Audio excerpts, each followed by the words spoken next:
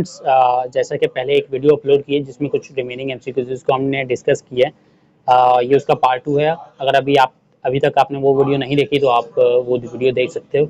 इस वीडियो में हम मजीद कुछ एमसीक्यूज को सॉल्व करेंगे, देन उसके बाद मेरी कोशिश होगी मैं फिर इसके एमसीक्यूज को सॉल्व करके आप तक पहुँचाऊँगा। तो एक एमसीक्यूज जो कि आज दाऊद के टेस्ट में आया, in how many ways can 10 people come in first second and third place in a race once around the track.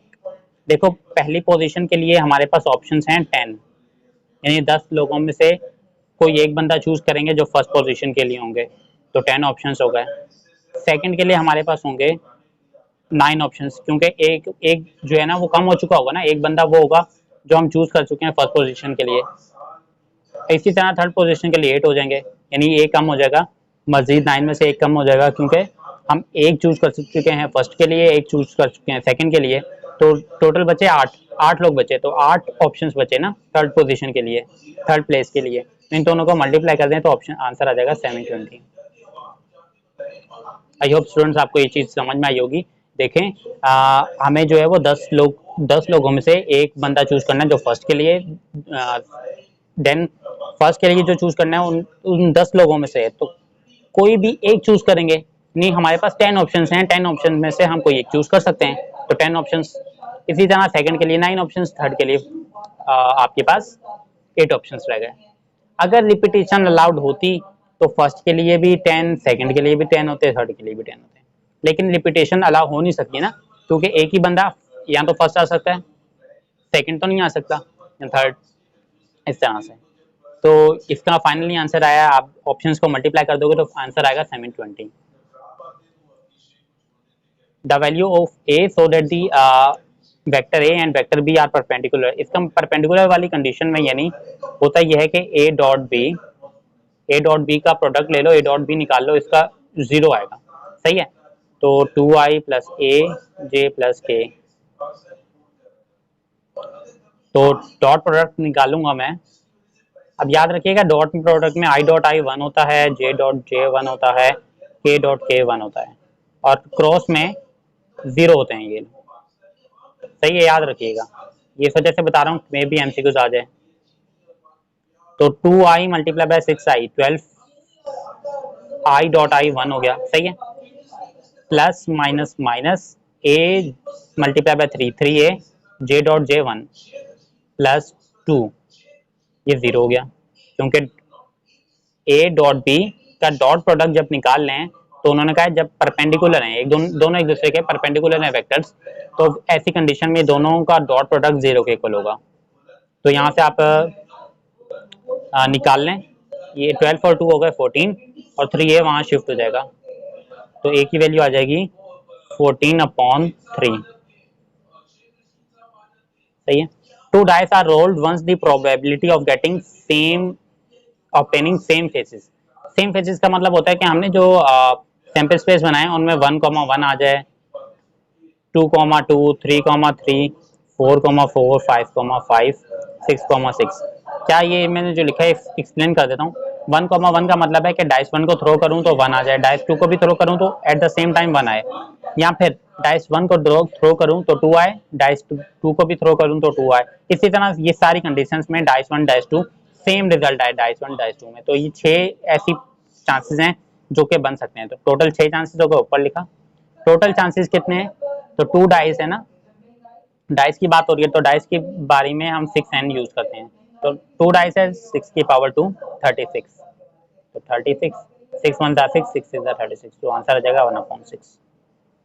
2 coins are tossed, find the probability of obtaining no head. कोई भी head नहीं आना चाहिए। 2 coins use हो रहे हैं तो क्या कर लो, 11 का स्क्वायर कर लो, 1 2 1। ये 11 का स्क्वायर इस वजह से किया कि आपको डायरेक्ट शॉर्ट ट्रिक है ये एक तरह की, कि आपको प्रोबेबिलिटी बता देगा डायरेक्ट। अब क्या करें, हेड की बात हो रही है तो हेड लिखा है यहाँ पर, एरो डाला, 0 1 2, यहाँ से काउंटिंग स्टार्ट कर दें।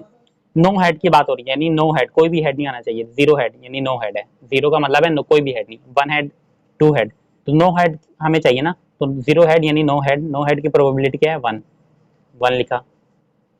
कॉइंस का टोटल क्या बनेगा, 2 कॉइंस हैं तो 2 की पावर n यानी 2 की पावर 2 4 यूज हो जाएगा, 2 की पावर 2 4 होती है ना, 1/4 आंसर आ जाएगा। स्टूडेंट्स आपको थोड़ा सा जल्दी समझा रहा हूँ, लेकिन ये कि में भी आपको शायद कंफ्यूजन नहीं होगी। अगर कोई कंफ्यूजन हो तो आप बता सकते हैं। एलिप्स इक्वेशन दे दी है और फोकस मालूम करना है, सही है।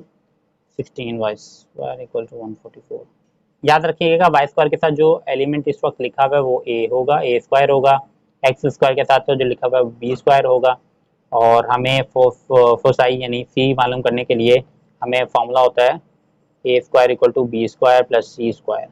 ए की जगह 16 लिख दूंगा, बी की जगह 9 लिख दूंगा प्लस सी स्क्वायर। सी निकालूंगा तो सी स्क्वायर आ जाएगा 7। सही है। और फोसाई का फॉर्मूला होता है प्लस माइनस सी कॉमन 0। तो प्लस माइनस सी निकालना है, अंडर रूट ले लूंगा, अंडर रूट 7,0। सही है स्टूडेंट्स, इस तरह से हम निकाल लेंगे। Find coordinate of point that divide the join A B and internally. सही है, इसमें बहुत ही आसान है, कोई इतना मुश्किल नहीं है। ए का जो पॉइंट दिया हुआ है वो इस तरह से आप ये x1 y1 हो जाएगा। बी का जो पॉइंट दिया हुआ है 1,2 x2। आपको सिर्फ एक्सप्लेन करने के लिए मैं इतना लंबा काम कर रहा हूँ, वरना मैं डायरेक्ट फॉर्मूला लगाऊंगा। m1 हो गया 2, m2 हो गया 1। फॉर्मूला लगेगा x के लिए m2 x1 plus m1 x2 divided by m1 plus m2। y के लिए भी यही फॉर्मूला लगेगा। तो आप फाइंड आउट करेंगे तो आपका आंसर विद इन सेकेंड्स आपका आंसर आ जाएगा। m2 यानी 1 multiply by x1 minus 1 plus m1 2 multiply by x2 m1 multiply by x2 ये 1 है, 2 प्लस 1 3 हो जाएगा, -1 और 2 -1 प्लस 2 डिवाइड बाई 3 1/3। x की वैल्यू तो आ गई 1/3। y की वैल्यू भी इसी तरह ही मालूम करेंगे, बस जहाँ x लिखा हुआ है x1 वहाँ y1 आ जाएगा, x2 जहाँ लिखा हुआ है वहाँ y2 आ जाएगा और यहाँ पर y आ जाएगा। तो y की वैल्यू भी आप लोग फाइंड आउट कीजिएगा। x की मैंने कर ली, x का क्या आ रहा है 1/3, तो y की भी इसी तरह फाइंड आउट कीजिएगा। Distance between 7,1 and 3, y is 5 units. तो डिस्टेंस का फॉर्मूला पता होना चाहिए, ये होता है x2 माइनस x1 का square plus y2 minus y1 का स्क्वायर। x1 ये है और x2 ये है, ये y1 है, ये y2 है। डिस्टेंस क्या दिया हुआ है 5 यूनिट्स, ये डिस्टेंस दिया हुआ है। x2 माइनस x1 यानी 3 माइनस 7 का स्क्वायर। y2 क्या है y माइनस 1 का स्क्वायर। यहाँ पे रूट को खत्म करने के लिए स्क्वायरिंग ऑन बोथ साइड करूंगा तो y का स्क्वायर हो जाएगा 25, 5 का स्क्वायर हो जाएगा 25, 3 माइनस 7 यानी 4 माइनस 4 का स्क्वायर हो जाएगा 16। स्क्वायर रूट खत्म हो गया क्योंकि स्क्वायरिंग कर ली ना मैंने बोथ साइड। और y माइनस 1 का होल स्क्वायर ओपन करूंगा यानी a माइनस बी का फॉर्मूला लगेगा यहाँ पर। तो y square minus 2y plus 1। एक काम करें 25 को वहाँ शिफ्ट कर दें, 16 minus 25 plus Y square minus 2y plus 1। इनको सॉल्व करें तो आंसर आएगा, ये इक्वेशन बनेगी 16 माइनस 25 प्लस 1 है तो -8 आ रहा है इक्वल टू 0। इक्वेशन को आप क्वाड्रेटिक इक्वेशन को कैलकुलेटर पर कैसे सॉल्व करते हैं ये भी देख लें। मेन्यू का ऑप्शन पाया, इक्वेशन में गए, ए प्रेस किया, पॉलिनोमियल पे गए, डिग्री देखें 2 है तो 2 प्रेस किया, वाई स्क्वायर का कोफिशिएंट क्या है 1 है, y का कोफिशिएंट है -2 और ये कांस्टेंट नंबर क्या है -8। y की वैल्यू आ गई 4 और y की वैल्यू सेकंड क्या आ रही है -2। ये दो आंसर हो गए आपके।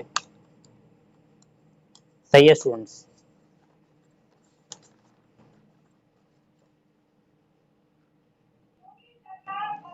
तो ये कुछ रिमेनिंग एमसीक्यूज रह गए हैं लास्ट के, इसके बाद इंशाल्लाह फिजिक्स की वीडियो अपलोड कर दूंगा।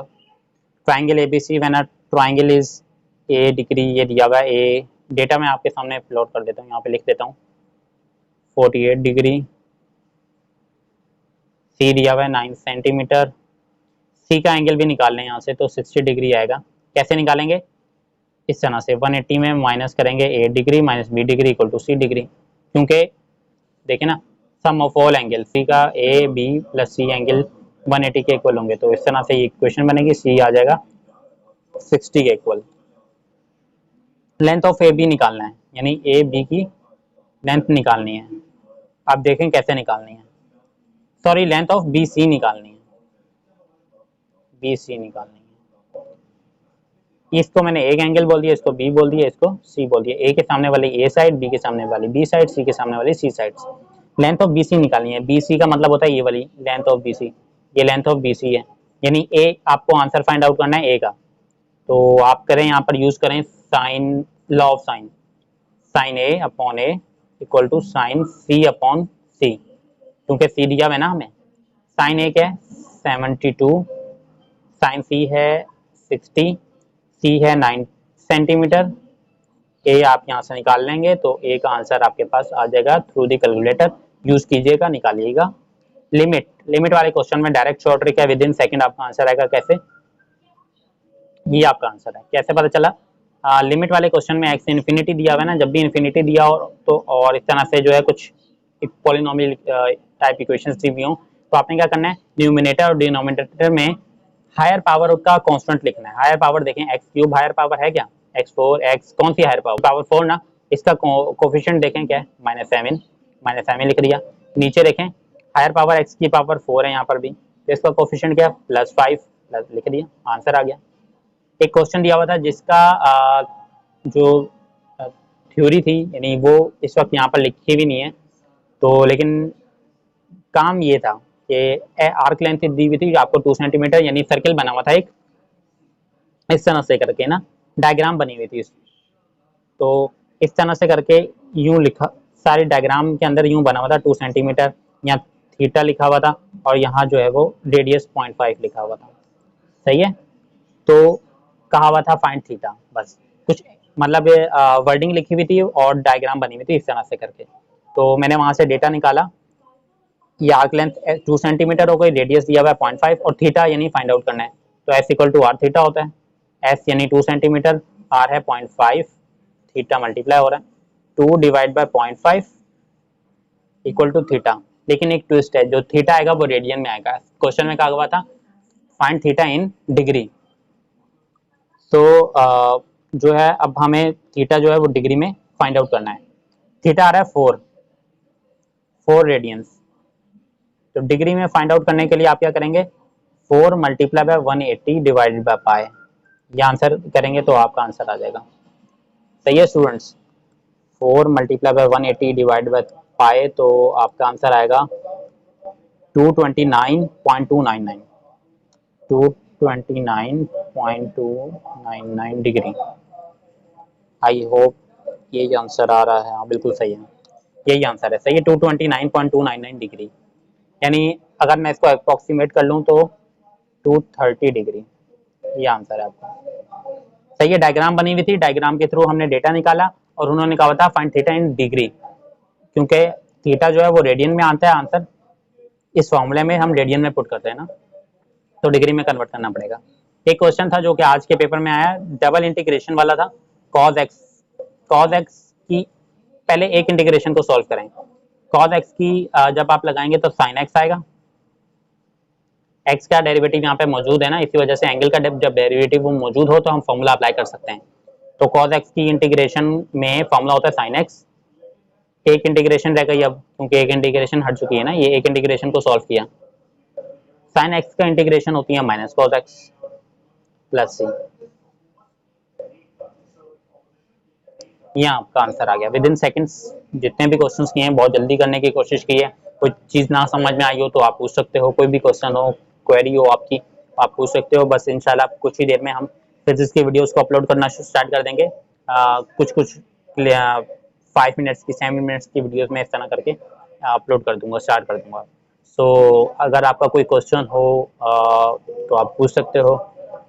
बाकी वीडियो को लाइक ज़रूर कीजिएगा और कमेंट करके बताइएगा वीडियो कैसी लगी।